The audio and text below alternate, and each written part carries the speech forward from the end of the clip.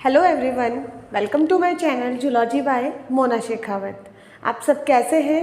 I hope आप सब ठीक होंगे, स्वस्थ होंगे और अपने घर पर सुरक्षित होंगे। हमने जैसा कि हम रीड सीरीज मैंने स्टार्ट की है, जिसमें साइंस का सिलेबस आपको पूरा करवाया जाएगा, जिसमें जो पहला टॉपिक हमारा चल रहा है वो है माइक्रो ऑर्गेनिज्म। और माइक्रो ऑर्गेनिज्म में हमने बैक्टीरिया वाला जो पार्ट है वो पूरा कर लिया, उसके हार्मफुल इफेक्ट, उसके बेनिफिशियल इफेक्ट सारे हमने देख लिए।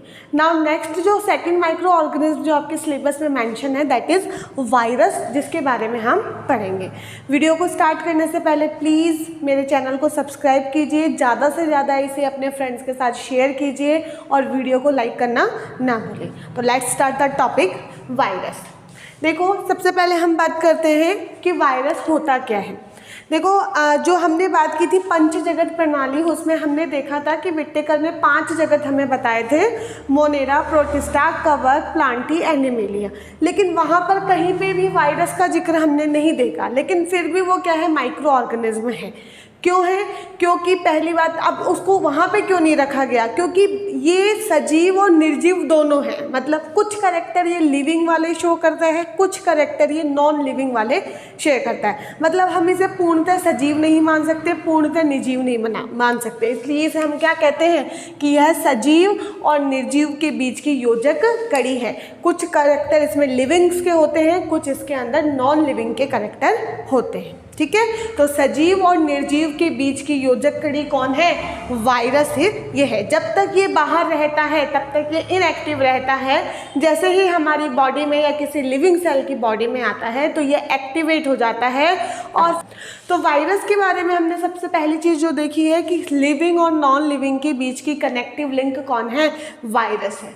बात करें, वायरस शब्द लेटिन भाषा का एक शब्द है जिसका मतलब होता है तरल विष, लिक्विड पॉइजन। खोज किसने की? तो एक साइंटिस्ट थे डी इवानोस्की, जो कि तंबाकू के ऊपर अपना एक्सपेरिमेंट कर रहे थे। उस दौरान उन्होंने देखा कि उसके अंदर एक ब्राउनिश जो पत्तियों का रंग है वो उन्होंने देखा, जैसे मोज़ेक रोग उन्होंने कहा, तंबाकू का मोज़ेक रोग। उसकी डिस्कवरी के दौरान उन्हें पता चला कि ये जो तंबाकू का मोज़ेक रोग है वो किसी प्रकार के एक वायरस के द्वारा हुआ है, जिसका नाम उन्होंने रखा टबैको मोज़ेक वायरस। तो इवानोस्की ने सर्वप्रथम इसकी खोज की थी तंबाकू की पत्तियों पर कार्य करते हुए, और इन्होंने टीएमवी वायरस को खोजा था। आप सभी इसे लर्न कर लेना, लिख लेना इसे। नेक्स्ट हम बात करते हैं कि स्टैनले, साइंटिस्ट है, स्टैनले ने क्या किया? इन्होंने सबसे पहले वायरस को क्रिस्टल फॉर्म में प्राप्त किया कि वायरस के हम क्रिस्टल भी बना सकते हैं, क्रिस्टल फॉर्म में इसे कर सकते हैं, जो कि इसका नॉन लिविंग कैरेक्टर होता है। बात करें कि फादर ऑफ वायरोलॉजी, पहले वर्ड आया वायरोलॉजी का मतलब क्या होता है? देखो, बैक्टीरियोलॉजी क्या था? बैक्टीरिया का अध्ययन। वायरोलॉजी क्या है? वायरस का अध्ययन। तो स्टडी ऑफ वायरस क्या कहलाता है? आपके वायरोलॉजी कहलाता है। और वायरोलॉजी के जो फादर है वो है बेजरनिक। ठीक है, बेजरनिक है, इन्हें ही फादर ऑफ वायरोलॉजी कहा जाता है। नाम अच्छे से याद रख लेना ये सब चीज़। तो यहाँ तक हमें क्लियर हुआ कि खोज किसने की, इसको क्रिस्टल फॉर्म में किसने प्राप्त किया, और इसके फादर ऑफ वायरोलॉजी हम इन्हें किसे कहते हैं। और मोस्ट इंपॉर्टेंट चीज़ कि ये लिविंग और नॉन लिविंग के बीच की कनेक्टिव लिंक है। ठीक है, अब हम बात करते हैं भाई, इसमें हमने कहा कि सजीव भी है और ये निर्जीव भी है। मैडम कैसे सजीव कैसे है, निर्जीव कैसे, क्या क्या कैरेक्टर इसके सजीव होने को दर्शाते हैं और क्या क्या कैरेक्टर इसके निर्जीव होने को दर्शाते हैं? तो हम इन कैरेक्टर्स की अब हम बात करते हैं। तो सबसे पहले हम बात करते हैं इसके लिविंग कैरेक्टर्स कौन से हैं, कि कौन कौन से ऐसे कैरेक्टर हैं जिसको सजीव की कैटेगरी में इसको लाते हैं। तो पहला इंपॉर्टेंट कैरेक्टर, ये परपोषी विशिष्टता दर्शाते हैं। वेरी वेरी इंपॉर्टेंट कि यह होस्ट स्पेसिफाई होते हैं, पर्टिकुलर होस्ट में जाकर ही ये एक्टिव होंगे। जो वायरस मनुष्य को संक्रमित कर रहा है वो मनुष्य को ही करेगा, जो बाकी किसी को कर रहा है तो वो उसी को करेगा। मतलब ये होस्ट स्पेसिफिक होते हैं, हर किसी में नहीं होता। जैसे अभी स्टडी चल रही है कि जानवरों में क्या है, कोविड होता है तो वो उसमें वो अभी स्टडीज़ में कुछ शेर को संक्रमित पाया जा रहा था, लेकिन सभी एनिमल्स की अगर हम बात करें तो वहाँ पर इसका एविडेंस नहीं मिला, लेकिन ह्यूमन बींग्स को ये क्या कर रहा है, अफेक्ट कर रहा है। तो ये किसी भी होस्ट के लिए क्या होता है, स्पेसिफिक होता है, पर्टिकुलर होस्ट के अंदर ये होता है, पर्टिकुलर परपोषी को ये पकड़ता है। नेक्स्ट चीज़ ये देखो कि इनके अंदर जो आनुवंशिक पदार्थ होता है, भाई हमारे अंदर न्यूक्लिक एसिड कौन से है, भाई जेनेटिक मटेरियल हमारा डीएनए और आरएनए दोनों हमारे उपस्थित है, लेकिन यहाँ पर जो आनुवंशिक पदार्थ होता है वो डीएनए या आरएनए होता है। यहाँ वर्ड आया है या मतलब और, क्या तो डीएनए प्रेजेंट होगा या आरएनए प्रेजेंट होगा। डीएनए और आरएनए दोनों साथ में प्रेजेंट नहीं होंगे। जिनके अंदर डीएनए होता है वो डीएनए वायरस कहलाते हैं और जिनके अंदर आरएनए होता है वो रेट्रो वायरस कहलाते हैं। कोविड भी क्या है, रेट्रो वायरस है जिसके अंदर क्या है, आरएनए प्रेजेंट है। ठीक है, नेक्स्ट हम बात करते हैं कि आनुवंशिक पदार्थ की पुनरावृत्ति करने की इसके अंदर क्षमता होती है, लेकिन एक और चीज़ इसके लिए सबसे पहले कि ये इनका जो परिवर्धन होता है वो सिर्फ और सिर्फ जीवित कोशिका में होता है। अगर ये बाहर किसी सरफेस पे है, नॉन लिविंग सरफेस पे है, तो ये कुछ घंटों या जितना इसका टाइम वहाँ पे मेंशन है वहाँ तक वो जिंदा रहेगा, अगर वो किसी लिविंग के संपर्क में नहीं आया। ठीक है, लेकिन जैसे ही लिविंग बॉडी के अंदर वो चला गया तो वो एक्टिवेट हो जाता है और इसके खुद का कुछ भी नहीं होता है, इसके खुद का कोई मशीनरी नहीं है, कोई जैसे बैक्टीरिया की मशीनरी होती है कि वो कैसे रेप्लिकेशन करेगा, कैसे रिप्रोड्यूस करेगा। ठीक है, लेकिन यहाँ पर इसकी खुद की कोई भी मशीनरी नहीं होती है। ये जैसे ही हमारे शरीर के अंदर जाता है तो हमारी बॉडी का जो सिस्टम है उसको क्या कर लेता है, ये हैंग कर लेता है और उस बॉडी के सिस्टम को बोलता है कि तुम अपनी कॉपी ज़्यादा से ज़्यादा बनाओ। कि हमारी बॉडी में नॉर्मली किसकी कॉपी हो रही है, भाई हमारे जेनेटिक मटेरियल की, लेकिन ये हमारी जो मशीनरी है, रेप्लिकेटरी मशीनरी है, उसको क्या कर लेता है, एक तरीके से ऑक्यूपाइड कर लेता है, उसको हाईजैक कर लेता है और खुद की कॉपी बनाने लग जाता है। और खुद की कॉपी ये वही रेप्लिकेशन के दौरान करता है, लेकिन रेप्लिकेशन के लिए खुद की कोई मशीनरी नहीं है। जिस होस्ट के अंदर ये गया है उसकी बॉडी के सिस्टम को ये काम में लेता है। ठीक है, तो समझ में आ गया होगा। एज ए एंटीजन काम करता है, ये एंटीजन है भाई हमारी बॉडी। ठीक है, नेक्स्ट ये हो ही गया। अन्य जीवों के समान इसके अंदर सेल डिवीजन नहीं होता है क्योंकि उनके पास खुद का कुछ मैकेनिज्म है, इसके पास खुद का कुछ भी नहीं है। हमारी बॉडी में आएगा और हम हमारी बॉडी को ही एक तरीके से क्या करेगा, अपने फायदे के लिए काम में लेगा। विभिन्न प्रकार के केमिकल्स, तापमान और विकिरणों के प्रति अपनी उद्दीपकता, अपनी जो अनुक्रिया है, रेस्पॉन्स है, उसको ये प्रदर्शित करता है। और एक इम्पॉर्टेंट चीज़, इसके अंदर म्यूटेशन बहुत होते हैं। जैसे कि हमें सुनने में आ रहा है पहली लहर, दूसरी लहर, तीसरी लहर, तो ये लहर थोड़ी ना, लहर का मतलब इसका स्ट्रेन चेंज हो रहा है। स्ट्रेन मतलब इसके अंदर म्यूटेशन हो रहा है और ये जो म्यूटेशन है उसको ज़्यादा संक्रामक बना रहा है, ज़्यादा खतरनाक बना रहा है। फर्स्ट लहर से ज़्यादा सेकंड लहर का जो आया, जो कि इंडिया में डेल्टा स्ट्रेन की हम बात कर रहे हैं, जो आपने न्यूज़पेपर वगैरह में पढ़ा होगा। तो यहाँ पर जो भी वायरसेस होते हैं उनके अंदर म्यूटेशन का होना प्रमुख लक्षण होता है। और म्यूटेशन क्या होता है, अगर मैं बताना चाहूँ भाई म्यूटेशन क्या होता है, तो हमारे या किसी भी जीव के आनुवंशिक पदार्थ में अचानक से आए वंशानुगत परिवर्तन, सडनली आए हैं और जो कि जेनेटिक हो जाएंगे, मतलब जेनेटिक मतलब इनहेरिट हो जाएंगे, मतलब एक जनरेशन से दूसरे जनरेशन में जाएंगे। वो सभी जो परिवर्तन होते हैं उन्हें हम क्या कहते हैं, म्यूटेशन होते हैं। भाई किसी का हाथ टूट गया, पैर टूट गया, ये म्यूटेशन नहीं है। परिवर्तन तो ये भी आया, अचानक ही आया, लेकिन ये जेनेटिक नहीं है।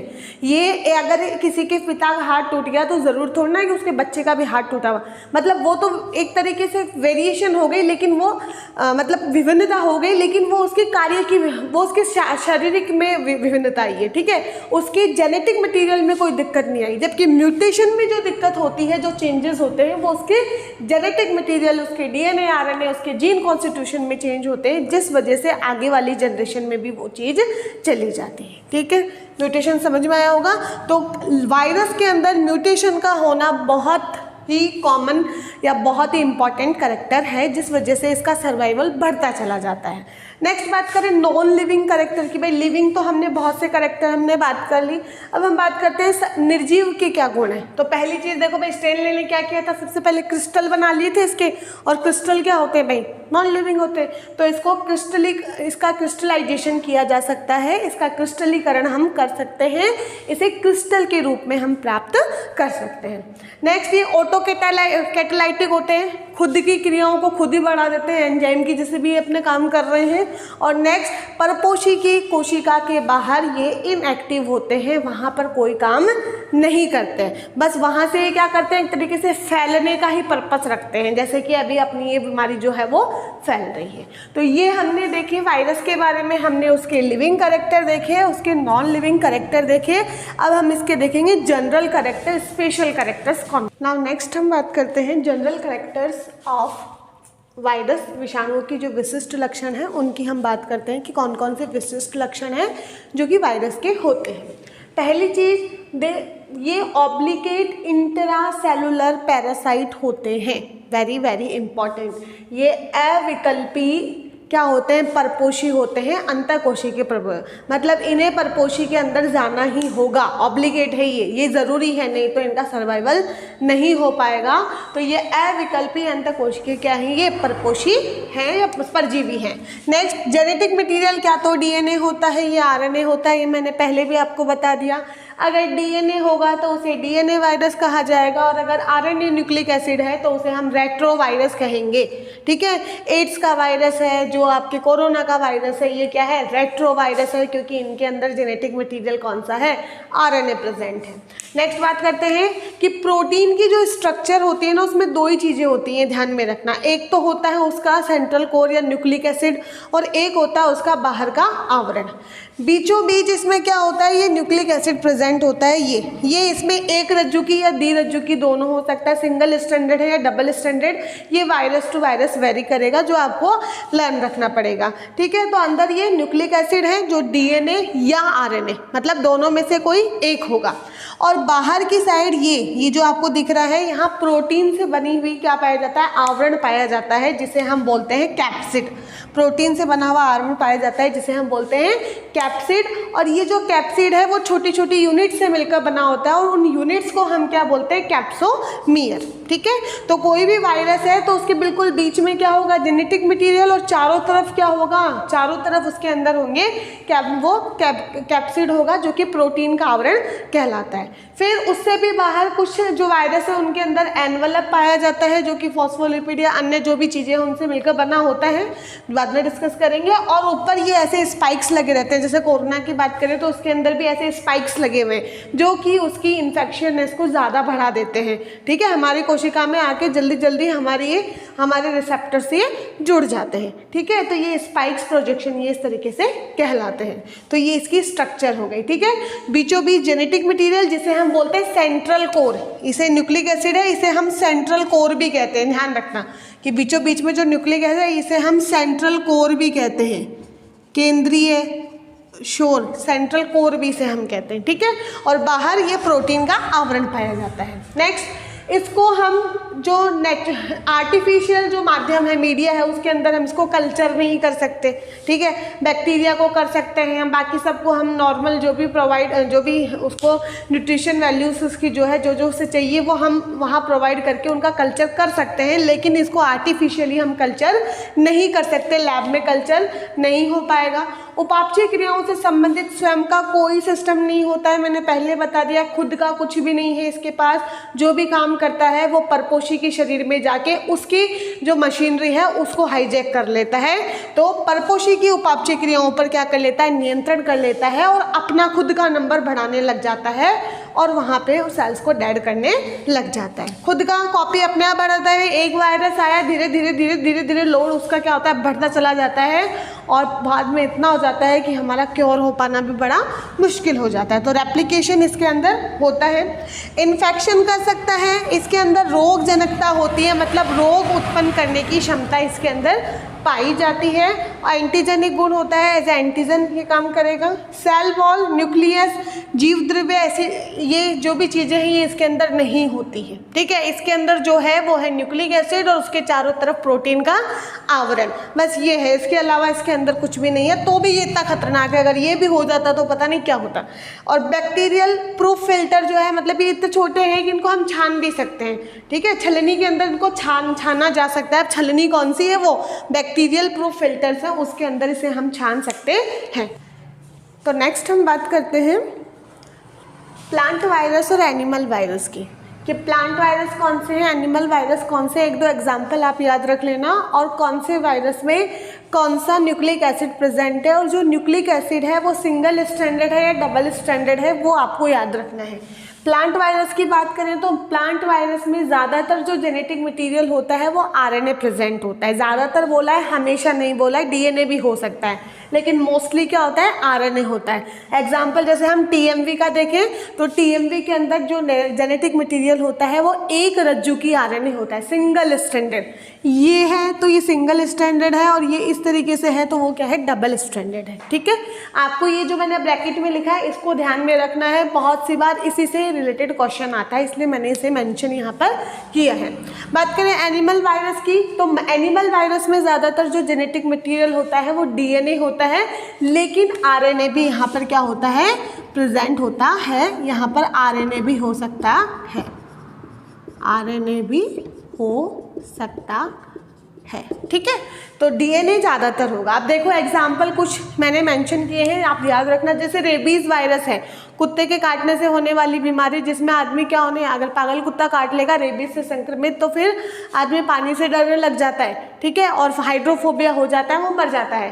सिंगल स्ट्रैंडेड आरएनए ये होता है। रेबीज वायरस है, उसमें कौन सा न्यूक्लिक एसिड होता है, सिंगल स्ट्रैंडेड आरएनए होता है।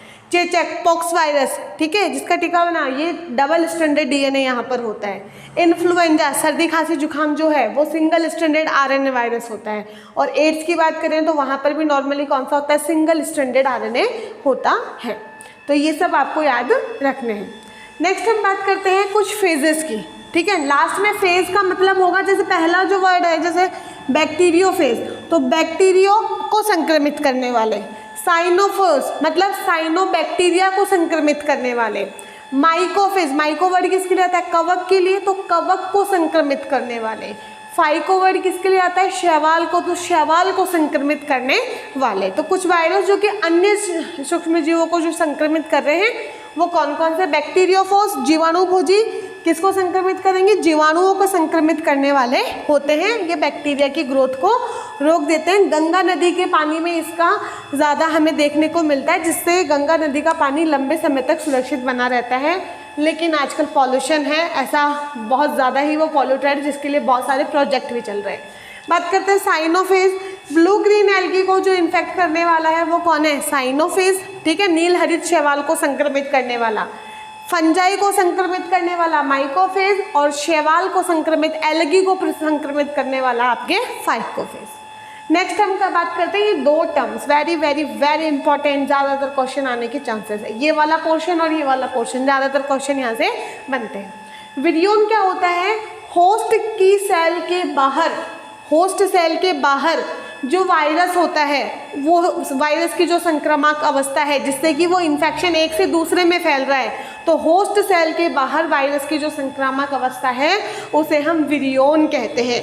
ठीक है, कि बाहर किसी सरफेस पे रह गया और वो हमारे पास आ रहा है, वो क्या है, विरियोन, वायरस की इन्फेक्टिव स्टेज, जिससे वो दूसरे होस्ट के अंदर जाता है। ठीक है, very very important. Host cell के बाहर वायरस की जो संक्रामक, जो इन्फेक्टिव स्टेज होगी वो क्या होगी, विरियोन होगी। नेक्स्ट बात करते हैं प्रियोन। देखो विरियोन, प्रियोन, प्रियोन जो है वो एक तरीके का क्या है, प्रोटीन कण होते हैं। ठीक है, वायरस में तो क्या होता है, प्रोटीन भी होता है, न्यूक्लिक एसिड भी होता है। न्यूक्लिक एसिड में क्या तो डीएनए होता है या आरएनए होता है, लेकिन प्रियोन एक अलग ही चीज़ है। यहाँ पर जो प्रोटीन है वही इन्फेक्टिव होती है, और किसी प्रकार का कोई भी जेनेटिक मटेरियल, ना तो डीएनए ना आरएनए, कुछ नहीं होता, सिर्फ क्या होता है, प्रोटीन होता है, जो कि क्या करता है, इन्फेक्शन क्रिएट करता है। तो यहाँ संक्रामक प्रोटीन कण होते हैं जिसमें किसी प्रकार का कोई भी न्यूक्लिक एसिड नहीं होता, ना तो डीएनए ना आरएनए। इसके द्वारा बहुत से रोग होते हैं, जैसे मनुष्य में क्रेउटसफेल्ड जैकब रोग, कुरू रोग, ये सब। और अगर भेड़ों में बात करें तो ये बहुत ज़्यादा क्वेश्चन पूछा गया है, इसको याद रखना इन रोगों को। तो भेड़ों में स्क्रैपी रोग किस वजह से होता है, प्रियोन्स की वजह से होता है। किसने स्टडी की थी इसकी, प्रूसिनर ने इसके बारे में सबसे ज़्यादा स्टडी करी थी, और प्रूसिनोर को इसकी स्टडी के लिए नोबेल पुरस्कार से भी सम्मानित किया। किसने किसने की थी भाई, एल्पर, हैग और क्लार्क।